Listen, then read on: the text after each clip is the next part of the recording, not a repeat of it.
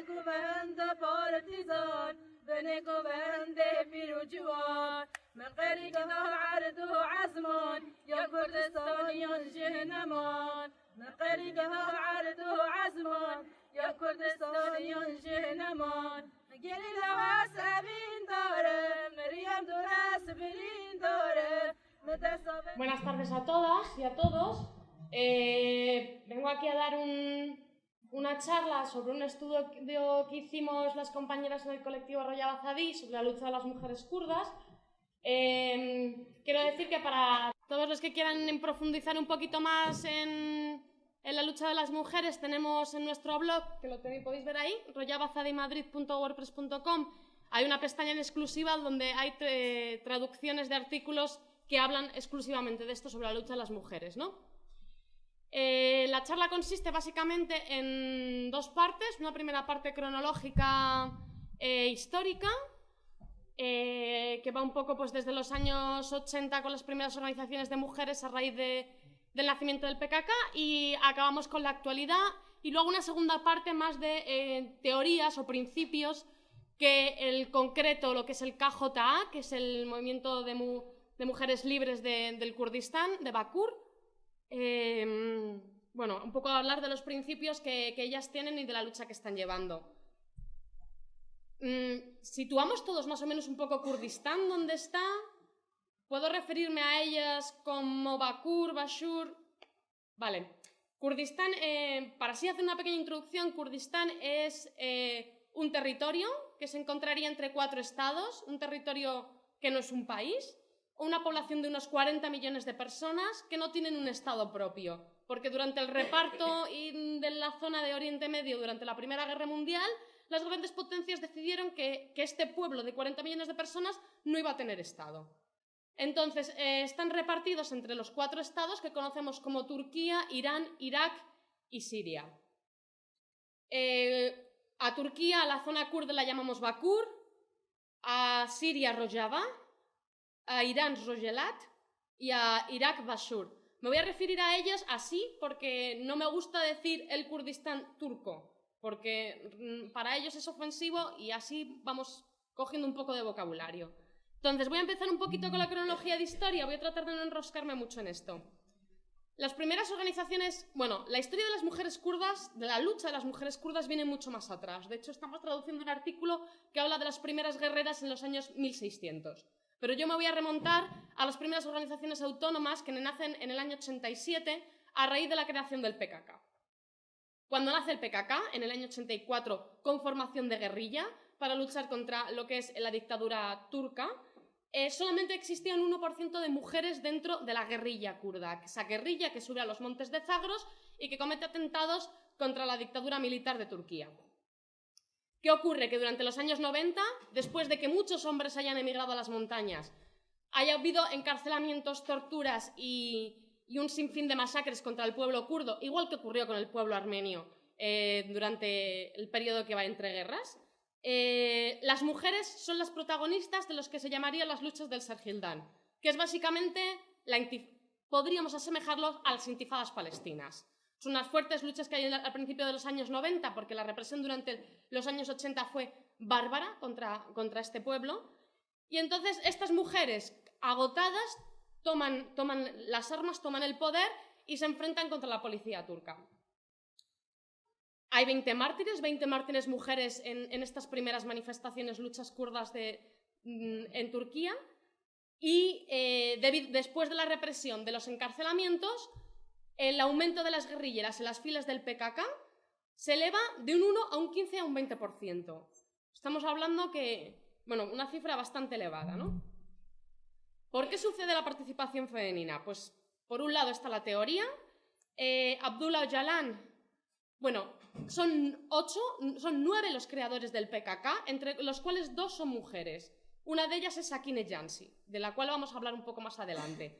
A través de la influencia de Sakine Jansi y de otras influencias feministas, Abdullah Öcalan, que sería el líder no solo espiritual, no solo político, sino también espiritual del PKK y del propio movimiento kurdo, allá donde vayamos vamos a encontrarlo como la figura principal.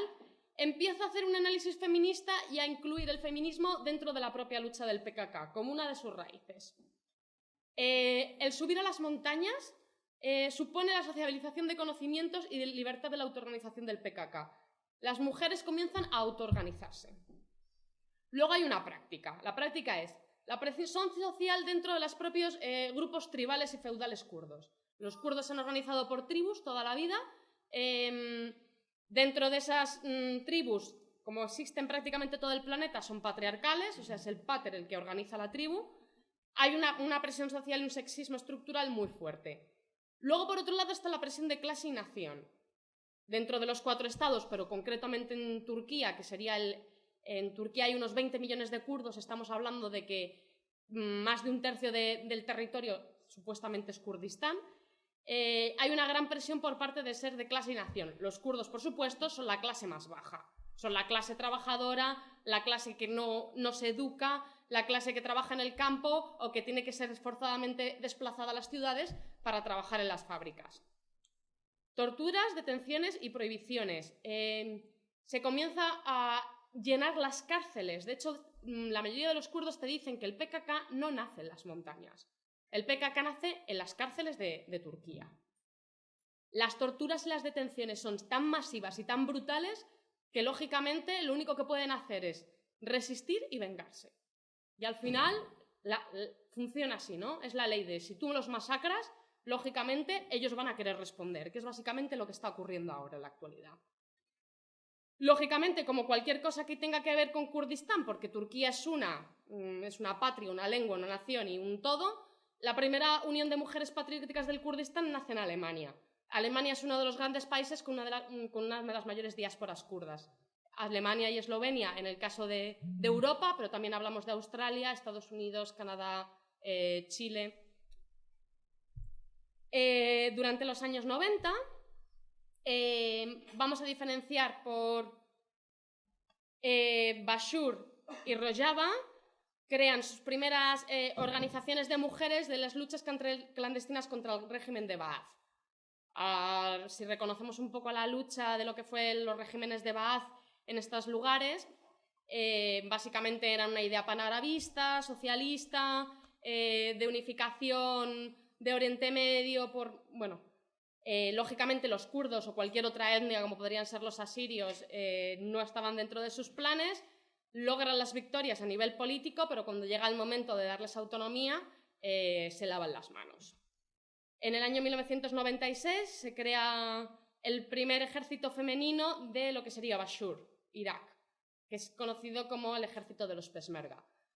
Una aclaración, Peshmerga significa el hombre que se enfrenta a la muerte o el hombre que mira de cara a la muerte. Son tradicionalmente los guerreros y las guerreras kurdas. Lo que pasa es que actualmente este nombre se lo ha apropiado Barzani, que es el presidente del gobierno regional kurdo de Bashur, y bueno, por eso ya no se diferencia los Peshmerga de lo que es la guerrilla, que serían los guerrilleros o milicianos de las formaciones del PKK como de las IPG y IPJ. Se crea el PEYA, que es el Partido de Liberación de la Mujer dentro de Bashur y Rojava, y pasamos a lo que sería el Kurdistán del Norte, o sea, Bakur, donde se forma el primer ejército de mujeres en 1993. Todavía no adquiere el nombre de las IJA Star, este nombre se le dará a partir del año 2005, pero es ese 15-20% de guerrilleras empiezan a organizarse de manera autónoma y empiezan a tener una representación en lo que serían los comités mayores militares dentro de las montañas del Zagros. A su vez también empiezan las formaciones de civiles, sindicatos, partidos políticos, cooperativas, y se crea lo que es la IJA, Unión de Mujeres Libres. Entonces, cuando nosotros hablamos con las mujeres kurdas que hemos tenido ocasión maravillosa de hablar con ellas nos dicen que todo comenzó en las montañas. ¿Por qué? Porque una mujer que viene de una familia represora en un estado represor se va a las montañas y descubre lo que es la libertad, el poder decidir por ella misma qué es lo que quiere hacer, hacia dónde quiere dirigir y cómo se quiere autoorganizar. De repente se dan cuenta de que son libres para decidir. Se dan cuenta de que si son libres en la montaña, también puede ser libre en las ciudades. Y entonces comienzan esa formación de guerrilleras a bajar a las ciudades a crear las organizaciones civiles. También se dieron cuenta de otra cosa. Dice, de repente nos dimos cuenta de que éramos 2 veces atacadas, por ser kurdas y por ser mujeres. Ellas siempre consideraban que el problema era su estatus de nación, que al ser kurdas, por eso los turcos las odiaban, o los iraquíes las odiaban, los árabes. Dijeron, no, es que no solamente me odian por ser kurda, es que me odian por ser mujer. Entonces entendieron que la lucha de la mujer no se debía supeditar a la lucha de clase, ni a la lucha de nación. Los congresos. La mayoría de las organizaciones kurdas funcionan por congresos, actualmente bianuales, ¿vale? Pero ¿cuál es el problema sobre todo lo que es Bakur? En general, en toda la zona, también Irán ha habido fuerte represión contra los kurdos. Y es que se han ido ilegalizando todas las organizaciones que han ido creando. Por lo tanto, vamos a encontrar decenas de siglas que tampoco me quiero parar a explicar porque en realidad duran muy poquitos años y no hay un conocimiento brutal o una... Vamos, yo no tengo conocimiento de turco ni kurdo, por lo tanto tampoco puedo leer más explícitamente sobre ellas. Podemos ver ahí la cantidad de congresos que se van haciendo, cómo van cambiando las siglas, cómo van cambiando las organizaciones, y nos detenemos en el contrato social del año 2003. Este es muy importante, porque todas las organizaciones que están dentro de lo que hoy sería el KCK, por así decirlo, que es la Unión de Comunidades del Kurdistán, que en aquel entonces no existía, pero que se estaba empezando a formar, asumen este contrato social, en el cual un mínimo del 40% de las posiciones de diputación de partidos o de cualquier posición de poder deben ser ocupados por mujeres, obligatoriamente, si no, se anula esa organización. Luego están las posiciones de copresidenciales, donde hay un coalcalde y una coalcaldesa, un copresidente y una copresidencia. Y esto lo vemos muy claramente en lo que es el HDP, el partido pro-kurdo de Turquía que actualmente ha entrado en el Parlamento. Estamos hablando que sus parlamentarios son 50% hombres, 50% mujeres. Existe la copresidencia y todas las mujeres parlamentarias suman más que los 3 partidos mayoritarios que están dentro del Parlamento juntos. Partidos turcos estamos hablando. Vale, más siglas. El KJA, que es de Bakur, es una organización paraguas donde participan asociaciones, partidos, grupos y milicias. La mayoría de las mujeres que participan en el KJA también participan de otras estructuras y otros grupos. Es una organización que en realidad está pensada para el Oriente Medio, pero bueno, los kurdos prefieren afianzar primero lo que tienen y luego ir expandiéndolo. De hecho, ellas tienen congresos en general con todo Oriente Medio donde se juntan con otras organizaciones de mujeres. Son 501 delegaciones de diferentes comunidades, etnias y identidades. De esas delegaciones se escogen a 101 mujeres para una asamblea permanente del KJA. Y de ahí salen 45 mujeres que van al Consejo Ejecutivo y de ahí 11 mujeres que pasan a formar parte de las coordinaciones. La estructura de delegaciones tiene que asegurar, por un lado, que están representadas todas las etnias y que están representadas todas las religiones. Estamos, por ejemplo, hablando de lo que sería religión musulmana, por supuesto, que es la principal para los kurdos. Religión cristiana, que existe también porque hay parte de lo que serían griegos y armenios cristianos que existían antes masivamente en Turquía y que ya han sido exterminados, y en otras regiones como sería Siria e Irak, ¿cómo se llaman estos? Que los llaman adoradores del diablo, ¿se llaman? Azedis. Las coordinadores se encargan de las diferentes comisiones. Las comisiones las tenemos ahí. La mayoría de organizaciones kurdas funcionan más o menos con las mismas comisiones. Esto es para que la organización de mujeres no solamente se centre en temas de mujeres, sino que consideran que deben ser paraguas y promotoras del resto de las organizaciones, ¿no? Del resto de comisiones. ¡No! Vale. Funcionan por un sistema de cuotas en el cual un 60% vienen de las delegaciones, un 30% vienen de organizaciones y un 10% son individualidades. Dentro de las delegaciones tiene que haber una cuota de un 20% obligatoria de jóvenes. Uno de los grandes problemas o de los grandes teorías que ellas tienen es la gerontocracia. A través de la gerontocracia masculina se domina a la mujer. Por lo tanto, tenemos que asegurar un 20% de juventud totalmente autónoma que participe dentro de nuestras organizaciones. Las delegaciones, para que nos entendamos un poco mejor, provienen de las asambleas barriales, que no son asambleas barriales, son asambleas por calles. Cada 4 o 5 calles hay una asamblea que se va a un barrio que va a una ciudad que va a un distrito y un distrito que finalmente va a una provincia y todas se reúnen en lo que sería el DTK en Diyarbakir, ¿vale? Diyarbakir, que sería como la capital de Bakur. Funcionan por congresos bianuales y tienen una rotación cada 6 meses de lo que son las coordinadoras, porque saben que una persona que se mantiene mucho tiempo en el poder se corrompe.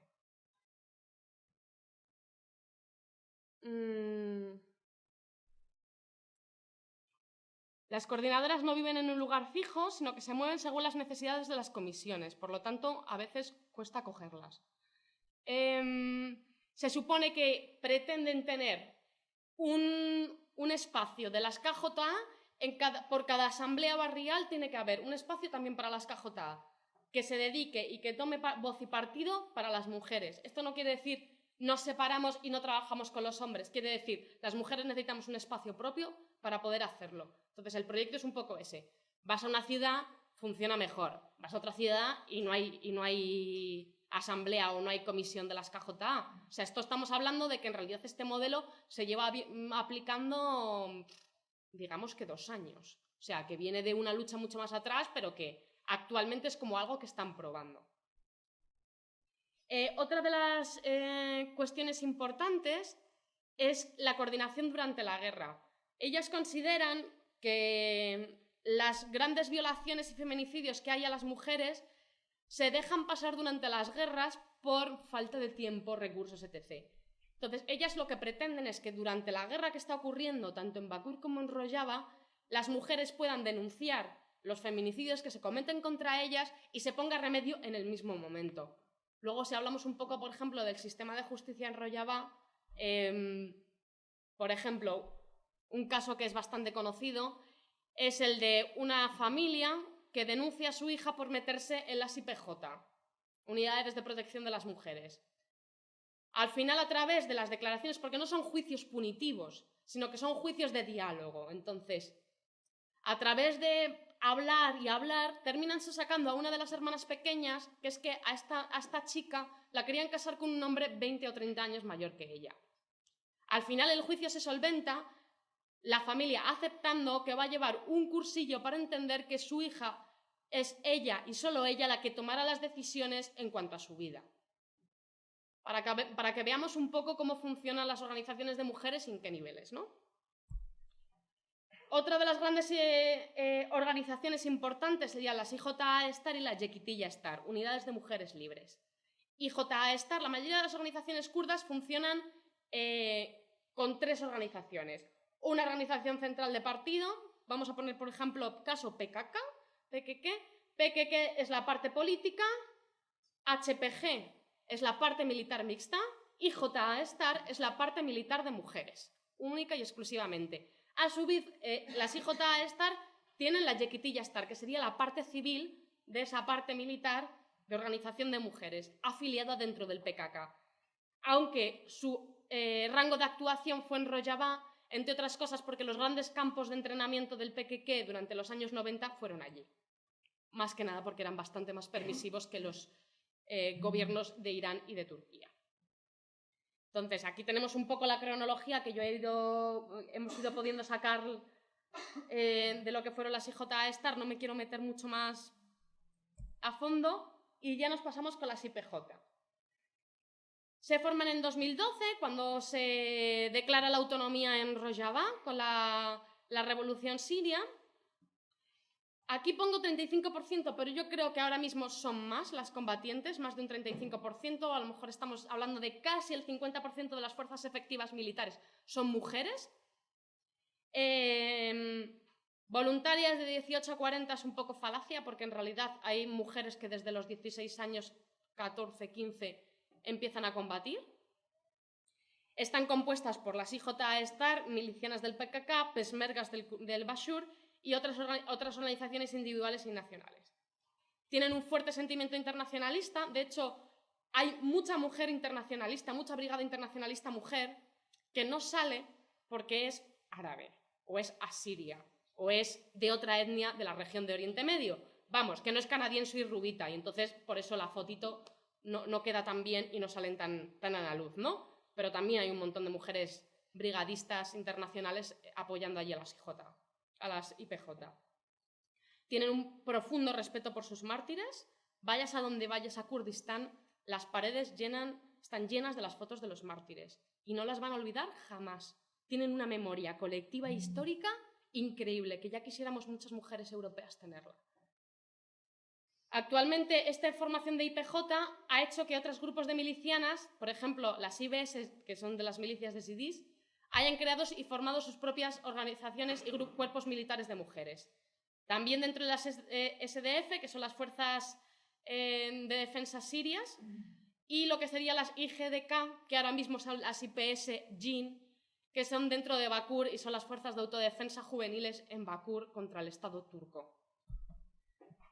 Para que veamos un poco la aplicación actual en el cantón de Jizire, está mal puesto, esto es lo que han ido aplicando las mujeres a medida que han ido haciendo trabajo con la población. Abolición de casarse por debajo del límite de edad en sus derechos legales, prohibición de la poligamia, divorcio donde se reparten los bienes, la mujer tiene derecho a la custodia de los hijos hasta que tengan 15 años sin tener en cuenta si ella está casada o no, equidad al heredar bienes y prohibición de la dote en el matrimonio como un valor material para así degradar el estatus de la mujer a una simple mercancía. Esto se está aplicando en Jizire. Por ejemplo, en Kobane, hablando con la Yequitilla Star, tú las preguntabas, ¿pero esto lo estáis aplicando aquí? Y decían, no. ¿Por qué no? Porque nosotros lo que hacemos es trabajo de base. Vamos hablando con las mujeres para que entiendan estos preceptos, para que entiendan que esto no las beneficia, para que sean ellas mismas las que lo abolan. Porque si nosotros ponemos una ley, esto, si se va al garete de 5 años, volvemos atrás. En cambio, si nosotros inculcamos a las mujeres que estas prácticas no son saludables para ellas, serán ellas las que se nieguen dentro de unos años a cumplirlas. Quiero hacer voy a ir bastante rápido, voy a tratarlo. Como un poco de las mujeres más relevantes dentro de la lucha de las mujeres kurdas, aquí tengo estas primeras referencias desde el año 1500, pero vamos, voy a centrarme sobre todo en lo que es los años 90, 80, 90. Por un lado tenemos a Beritan.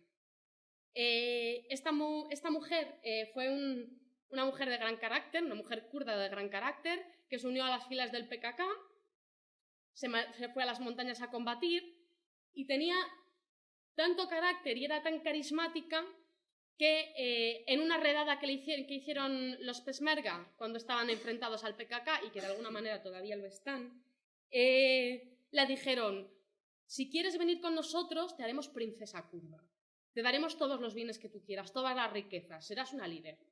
Y ella decidió tirarse desde un precipicio porque no quería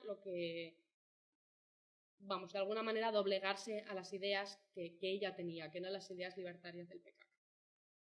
Hay una película biográfica que está en kurdo y que yo no he encontrado con subtítulos en ningún lado, pero bueno, que podéis ver por YouTube si queréis. Luego está Silan. Os digo los ejemplos más relevantes, yo sé que hay muchísimas más, pero es que tampoco nos daría tiempo, pero son ejemplos muy relevantes porque cuando vayáis a ir allí o veáis cualquier cosa de ellas, estas mujeres están presentes. Silan fue otra miembro del PKK que se unió a lo que es la guerrilla y al principio de los años 90 que hubo fuertes intervenciones por parte del Estado turco y otros estados de la región para detener a Abdullah Öcalan, ella se envolvió en un cinturón de explosivos y se dinamitó en un desfile militar turco. Tiene una carta muy bonita que podéis ver en la web del PKK que dice: la razón de mis actos es el amor por el ser humano y por la vida. Hay que entender que su concepto del mártir no es como el nuestro. Y yo creo que es una cuestión que, si fuéramos poco a poco entendiendo, además da mucho debate. O sea que si queréis luego lo podemos hablar, ¿no? Porque estoy hablando de gente que de alguna manera se autosuicida por una idea y eso aquí en Europa no está bien visto.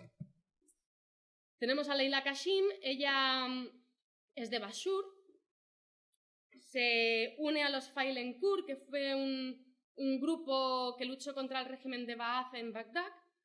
El 28 de abril de 1974 es detenida, un montaje de estos policiales que ocurren en todos lados, pero que más ocurrían con los regímenes de Baath. La detienen por un secuestro plan de avión, de secuestrar un avión para pedir una recompensa, y el 13 de mayo de 1974 es ejecutada. Y estas son sus últimas palabras: matadme, pero también debéis saber que después de mi muerte miles de kurdos despertarán. Me siento orgullosa de sacrificar mi vida por la libertad del Kurdistán. Y ciertamente, al día siguiente hubieron unas grandísimas revueltas en Bagdad y en toda la parte de Bashur, ¿no? Leyla Zana. Esta mujer de Bakur fue la primera diputada kurda en el Parlamento turco. Fue condenada a 15 años de prisión porque cuando fue a dar el discurso de apertura como diputada lo dio un kurdo. Y por eso fue condenada a 15 años de cárcel, de los cuales solamente pasó 10. Es una mujer que está muy metida dentro de las luchas anticarcelarias. Todavía hoy en día es diputada. Hoy en día ha vuelto a hablar en el Parlamento turco en kurdo hace unos meses, lo cual ha sido divertidísimo porque le cortaron el micro. Lógicamente no la iban a volver a meter en la cárcel. Y la verdad es que esta señora, después de tantos años y de la edad que tiene, sigue dando una caña tremenda. La podéis seguir por Twitter. Sakine Yansi, Fidan Dogan y Leyla Silemez. Sakine Yansi, una de las fundadoras del PKK. Esta mujer es reconocida como la mujer líder o el ejemplo a seguir por la mayoría de las mujeres kurdas. ¿Por qué? Porque se sabe que estuvo detenida en la cárcel de Diyarbakir, que sufrió de las peores torturas y que jamás salió una declaración de su boca. Y eso las mujeres lo tienen muy en cuenta. Es asesinada junto a sus otras dos compañeras en París el 9 de enero del 2013 en el Centro de Información de Kurdistán, o sea, en el centro purito de París, y a hoy en día todavía no se sabe quién ha sido. Hay unas declaraciones informales del MIT diciendo que hay ciertos grupos nacionalistas dentro del MIT, que es el servicio secreto turco, que podrían haber sido, lógicamente fueron, pero nadie lo esclarece y, por supuesto, por parte de las autoridades parisinas jamás ha habido una investigación para aclarar qué ocurrió. Aparecieron con un tiro en la cabeza, en medio de París. Ninguna cámara funcionaba. Arina Frin y Kader Ortakaya, estas ya son las últimas. Arina Frin era una comandante de la IPJ, no contaba casi con 20 años y decidió inmolarse para salvar la posición de sus compañeras cuando luchaban contra el ISIS. Es una de las grandes mártires de la IPJ. Kader Ortakaya fue asesinada por el ejército turco mientras participaba en una cadena humana de un tiro en la cabeza. O sea, que da igual que seas civil o militar. Esta gente te asesina todos. Quiero hablar un poquito del tratamiento de los medios de comunicación occidentales de esta lucha de las mujeres kurdas. Tras el ascenso del Estado Islámico, el mundo se ha dado cuenta de que hay mujeres luchando en Kurdistán. El desconocimiento sobre el conflicto de la región es enorme. A ver cómo os lo puedo explicar, me cuesta un poco. La proyección que hacen los medios de comunicación de la lucha de las mujeres kurdas se basa desde el desconocimiento total del conflicto. O sea, que es que les da igual de dónde salen y a dónde van. Son impresiones superficiales y banales. Es que tengo aquí como unas frasecitas súper majas de un reportaje que hicieron en Marie Claire, que dice: los estereotipos plagan los artículos. Pegan tiros, pero es muy amable con nosotros guerrilleros. Es muy buena comandante, siempre tiene una sonrisa en la boca. Bellas y fuertes. Así es como tratamos a las mujeres, las mujeres guerrilleras kurdas, dentro de la mayoría de los artículos que hacen. Y no solamente Marie Claire, estoy hablando de artículos de la BBC y de otros muchísimos, supuestamente, periódicos reconocidos, que las tratan como si... Yo he llegado a ver un documental donde la preguntaban: ¿y para cuándo vas a ser madre? ¿Y eso a ti qué te importa? ¿Soy comandante o no soy comandante con mi compañero? ¿Eso a mi compañero se lo preguntas o no? Por supuesto, la mayoría de las fotos son mujeres guapas, con su Kalashnikov, mujeres haciendo cosas de hombres. Eso es lo que sorprende. Esa idea de la rebeldía que pasa, ¿no? Porque al final terminarán siendo madres. Yo no tengo nada contra las madres, simplemente insumisión al servicio obligatorio familiar. El que la quiera las tenga y el que no, no. O sea, nada, no eres menos mujer por no tener hijos.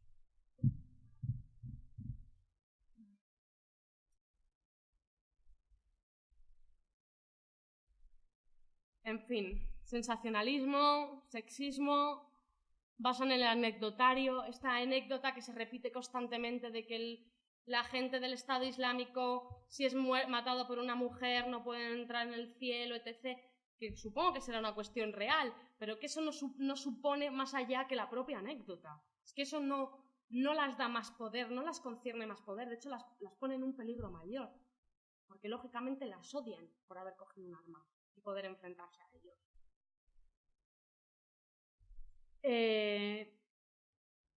Hay un artículo muy bueno que se llama El mundo entero habla de nosotras, las mujeres kurdas, y os voy a leer solamente el parrafito que empieza. Dice: estoy sorprendida por la forma, es escrita por una guerrillera. Estoy sorprendida por la forma en que nos vieron tan tarde, en que nunca hasta ahora supieron de nosotras. Me pregunto cómo tardaron tanto en escuchar las voces de las mujeres valientes que pasaron la frontera del coraje, la fe, la paciencia, la esperanza y la belleza. No quiero quejarme demasiado. Quizás nuestras eras simplemente no coinciden. Solo tengo unas pocas palabras para decir a los que solo ahora comienzan a fijarse en nosotras. Eso es todo. Está bastante bien el artículo, recuerda un poco varias mujeres importantes que han hecho en la lucha.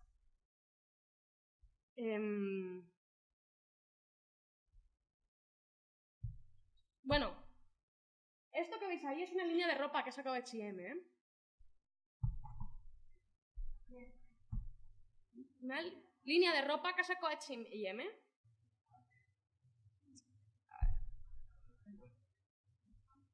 Tiene que tener tiempo porque yo esta charla la tengo desde hace un año. Pero vamos, que da igual el tiempo que tenga.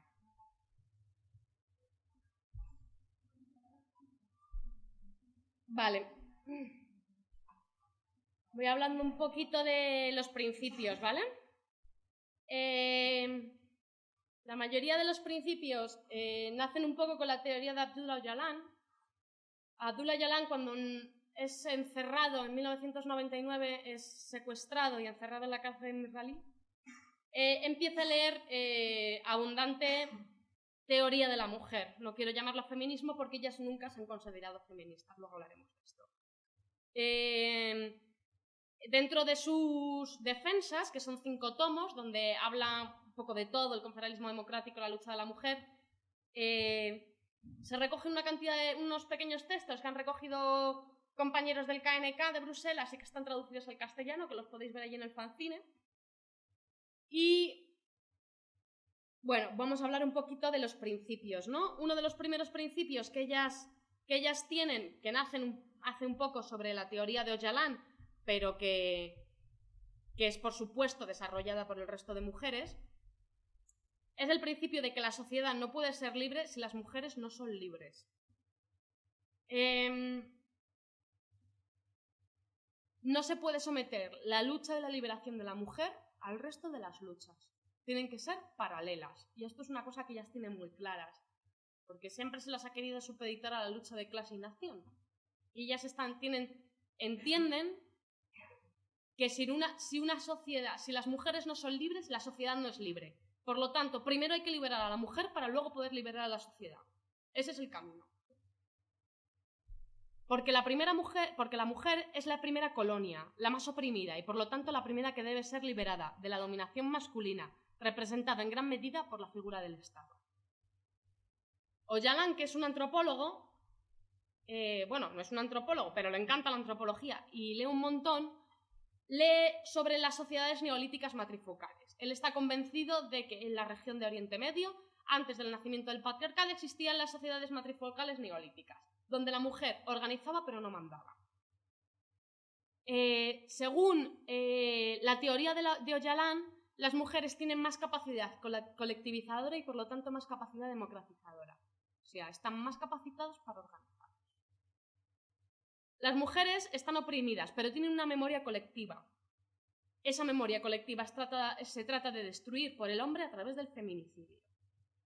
Esto no lo digo yo, lo dice él y lo dicen ellas. Luego, si queréis, lo podemos discutir.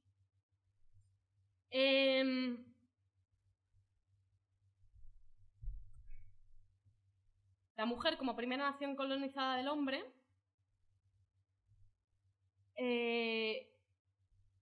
es el ejemplo que tiene el varón para luego poder colonizar a los hijos, a otros hombres, a otros estados, a otras etnias, a otras razas, a otros animales.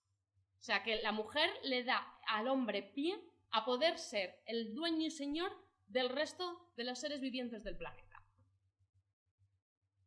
Considera que la reconversión de la mujer en ama de casa y el sometimiento al trabajo reproductor como su motor de su vida han sido las principales técnicas de la dominación masculina. Dice, cuando la mujer se casa, de hecho es esclavizada. Es imposible imaginar otra institución que esclavice como lo hace el matrimonio. Asimismo, las esclavitudes más profundas se establecen por medio de las instituciones del matrimonio. La propiedad absoluta de la mujer significa su exclusión de todos los escenarios políticos, intelectuales, sociales y económicos, lo que nosotros en feminismo conocemos como espacio público. Esto son palabras textuales de Abdullah Öcalan. Familia y Estado. Y esto es muy interesante, ¿no? Interesante sobre todo para los que somos anarquistas. Este poder se basa en los pilares de la ideología dinástica, por un lado, que es la familia patriarcal, la paternidad y el hecho de tener muchos hijos varones. De este modo, se trata a los hijos como un recurso que da poder. Cada hombre dentro de la familia se considera el propietario de un pequeño reino.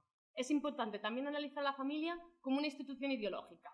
Si eliminamos a la mujer y a la familia, el sistema se derrumbaría, porque el Estado se basa en la unidad familiar. Por lo tanto, el hombre trata a la familia como el Estado trata a la sociedad.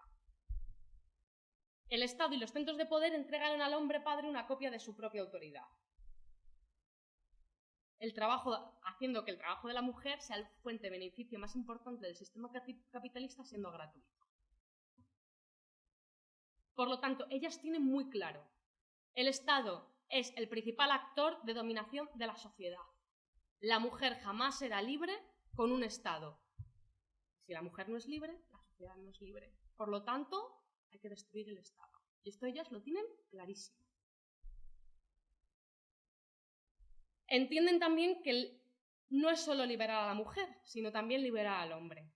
Es lo que es la teoría de matar al macho dominante, que lo podemos ver en muchas teorías de feminismo radical de los 70. Pero vamos, esto no lo dirían ellas. Entienden que el hombre también está esclavizado, que hay que buscar la destrucción de las jerarquías y del Estado para volver a un modelo horizontal y comunal. Para ellas, la mentalidad del hombre representa el Estado, la jerarquía y la dominación. Cuando hablan de las mujeres, hablan de comunalismo y horizontalidad, de solidaridad. Matar al macho dominante no significa matar a todos los hombres. Estamos hablando de Scum. Es el hombre, sino matar el sistema de dominación que está representado por la figura masculina. Es el hombre, y no la mujer, el que no quiere transformarse. Tiene que abandonar el papel de macho dominante, que le dejaría en la posición de monarca que ha perdido su estado o su reino. Debiera ser consciente de que de esta forma de dominación tan vacía también le priva de libertad e incluso, y peor todavía, impide la reforma. O sea, que entiende que el trabajo que se hace tiene que ser un trabajo recíproco y bidireccional, porque si no esto no cambia. También entiende que para perder los privilegios, como a los blancos nos cuesta perder los privilegios contra otras razas, o a las clases bajas les cuesta, a las clases altas les cuesta perder los privilegios, entienden que al hombre le cueste perder sus privilegios de macho.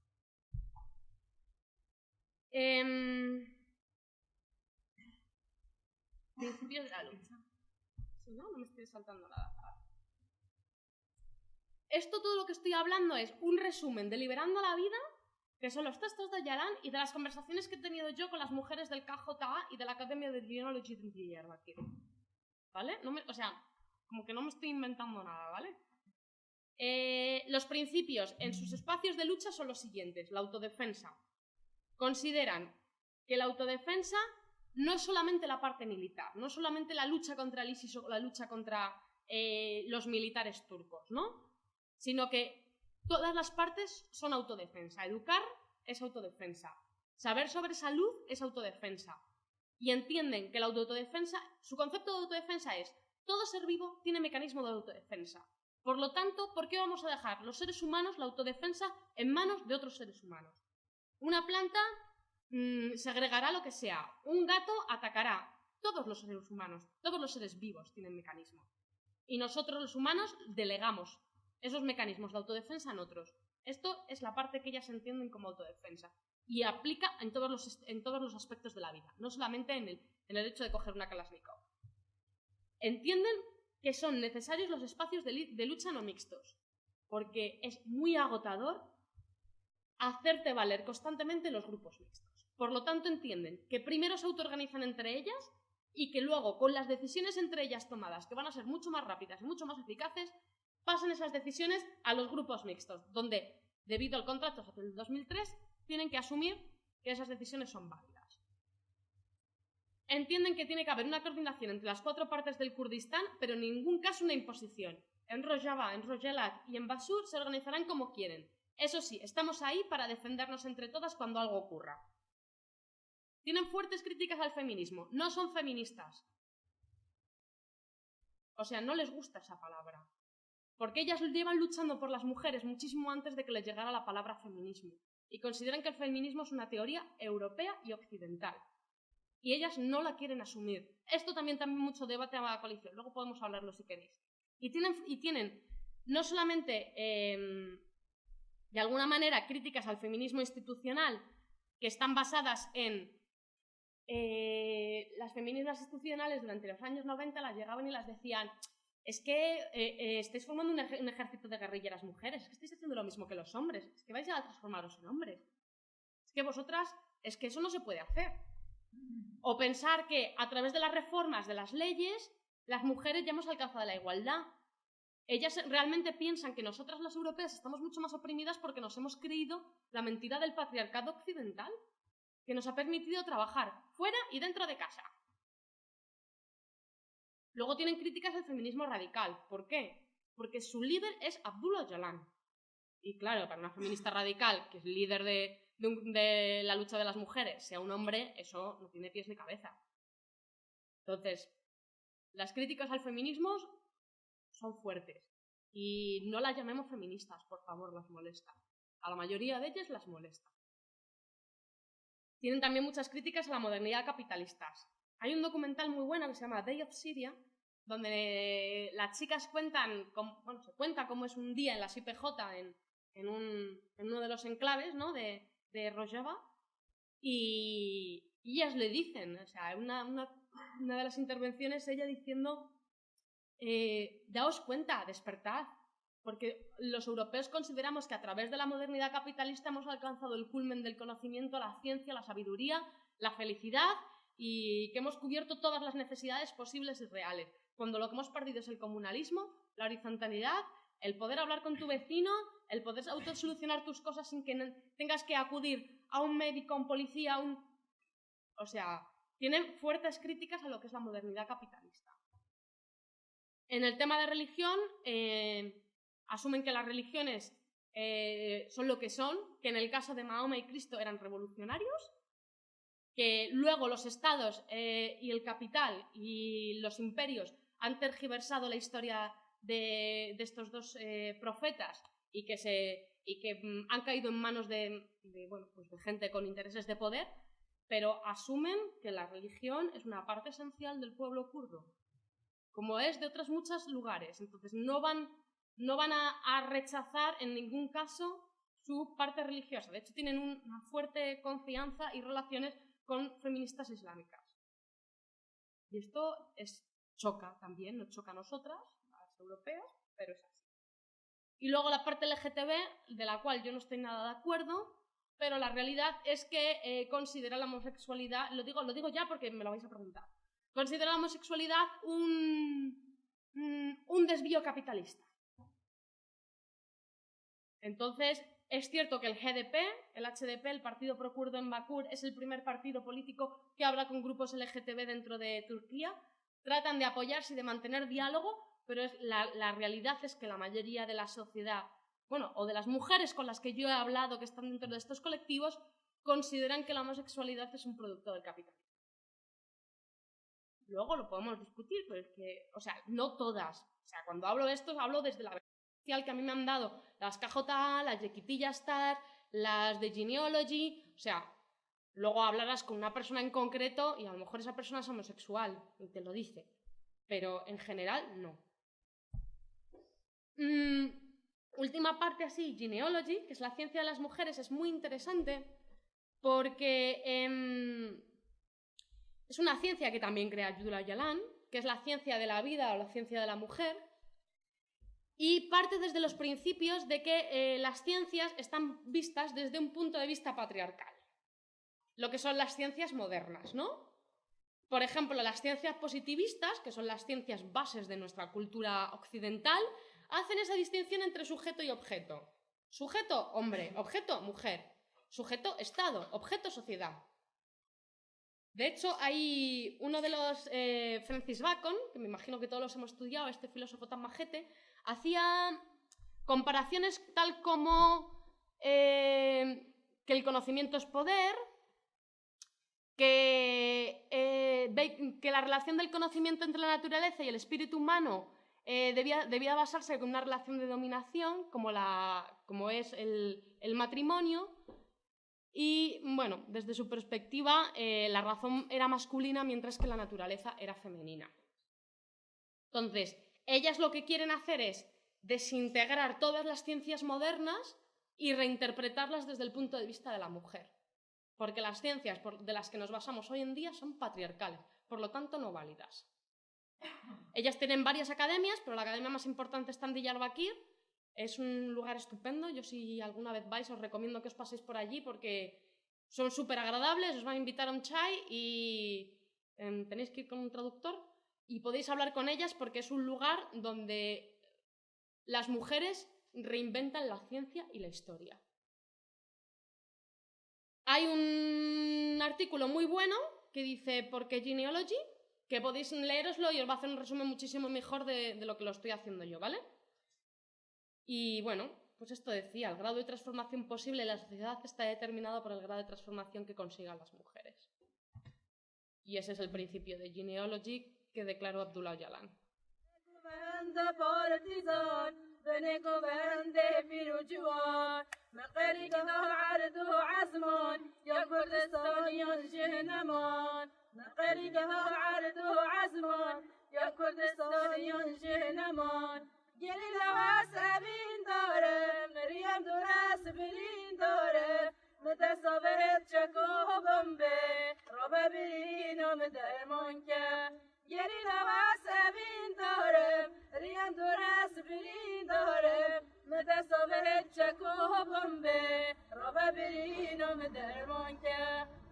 بازار انقره